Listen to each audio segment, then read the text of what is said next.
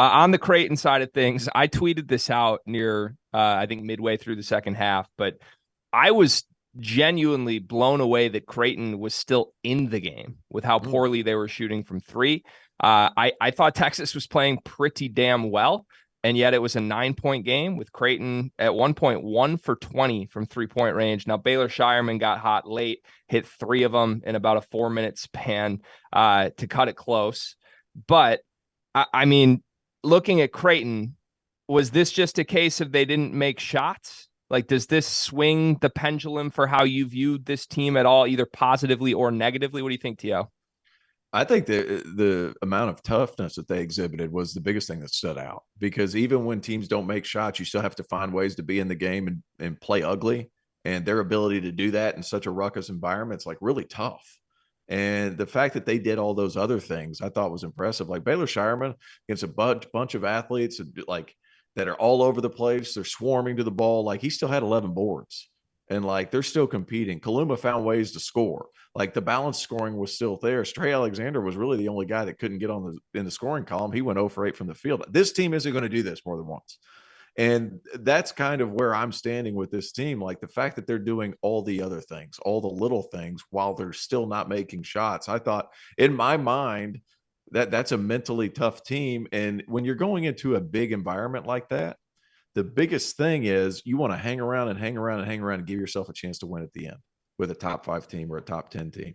Like, because they gave themselves that opportunity. They just weren't able to hit shots with enough consistency to really stay in it.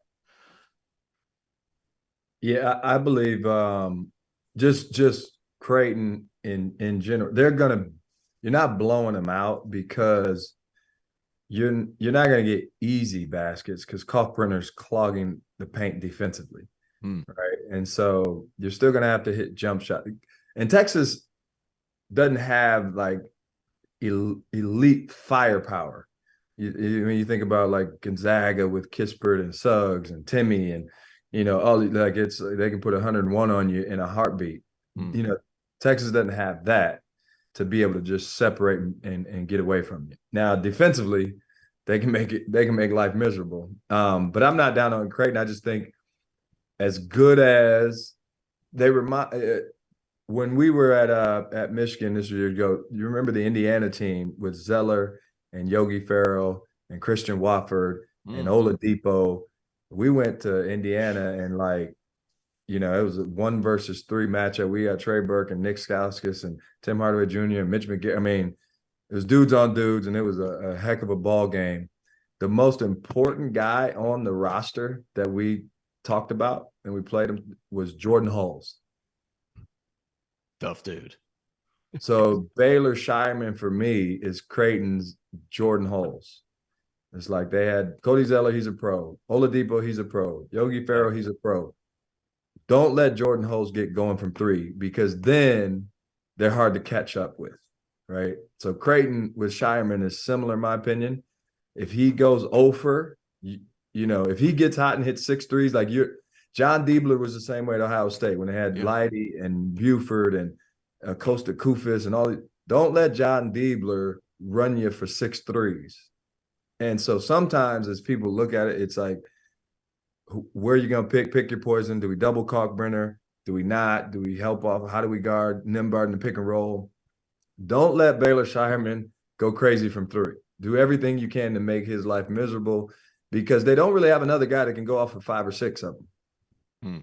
And now that's when they get separation and it gets contagious. That was T.O., you know how this is. When he makes them, it's contagious. Now everybody makes them.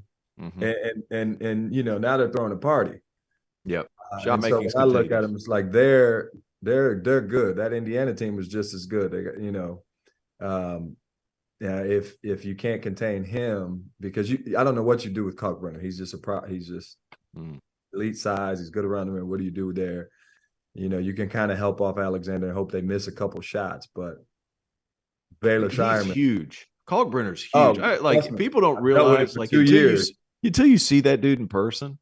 You're like shoulders, like he's a legit 7'1". Like there's a lot of people say he's 7 feet tall. He doesn't look 7 foot tall. Ryan Kalkbrenner looks every bit of it. And here's the thing: they're number 1 in the country at limiting your free throws per game. because of him. Right. Yeah. So when you talk about getting separation, like tonight, they stay in the game. Well, how many free throws did Texas shoot? They shot 8 free throws for the entire game. He doesn't foul. It's amazing. And Texas is not, to what T.O. said earlier, they're 29% three-point shooting team. So they're not going to bang, they're not going to drill 15, 16 threes and just blow you out of the water. So if they can't shoot 20 free throws, well, you can't because of Kalkbrenner. So what keeps Creighton in it is you're probably going to shoot 9 free throws, right? And so they stay around. And in the games when they're making shots, that they're going to win those games. In the games where they're not, it's going to be 1 or 2 possessions. And they might find a way. I'm curious your thoughts on this because you coached against him. But Arthur Kaluma, is he going to be able to step up and kind of be that guy that can get him one at the end of the clock? Because we're kind of waiting on it. He's been good. He's been good. It's just we're kind of waiting on it. I don't.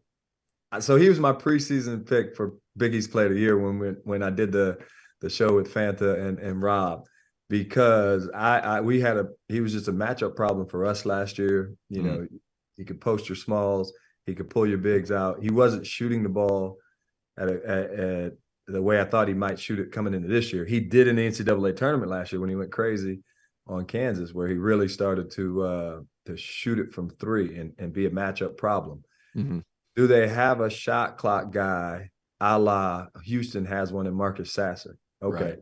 Move everybody out of the way and let me go get one, fellas. I don't know if they have that. And so when you're playing Texas and you can't run stuff, now you need somebody that can boogie a little bit. Do you think Nembhard could be that though? Because I think I'm with you guys. Like, it'd be great if Kaluma could be that, but I think tonight it felt like Nembhard was trying to be that, and honestly, he kind of succeeded. Like, there was a tipping point with like 5-6 minutes left where that could have easily gone 15, 16 points and game over. And, he was dancing a little bit, getting to the rim, these little flip layups. Like, he did that against his former teammate too, right? No, Christian Bishop was gone. No, he didn't play with Bishop. No, Nembhard didn't play with him, but Bishop played at Creighton. Yeah. But here's the thing about that, Greg, is it was on the switch. Yeah. So can you do it on the matchup, right? When it's not a ball screen with the switch. When I think of like Marcus Sasser, I coached against him last year. It doesn't matter who's guarding him. Put your best dude on him. Like, he can go on anybody. It doesn't have to be, hey, switch, get the matchup, get a big, and now you got an advantage. Like, he's going to get his advantage against anyone. And he needs to be that, because if you look last year's tournament, like Caleb Love could be that guy at the end of the clock. Now he's having his problems this year. I'm sure we'll talk about Carolina a little bit, but like but at the end of the clock, he can be that guy that can hit a tough one. And Arthur Kaluma, I thought he was going to be that guy. And to go along with what you're saying, because they're so well scouted and you have a hard time running, they remind me a little bit of Florida State. Like, not this year, but in past years where they've been really long and they take you out of everything. So you got to have a guy that can go. Right. And that's what makes it tough. And quite frankly, guys, in my mind, that's been the differentiator in the last few national championships is, do you have that guy that can create something and get past that first line of defense on your own, right? Whether it's Baylor, whether it's Kansas, like they've had those guys that can get their own shot when times get hard and then kind of reestablish your team's rhythm. Sure. And that's what that's a great point, because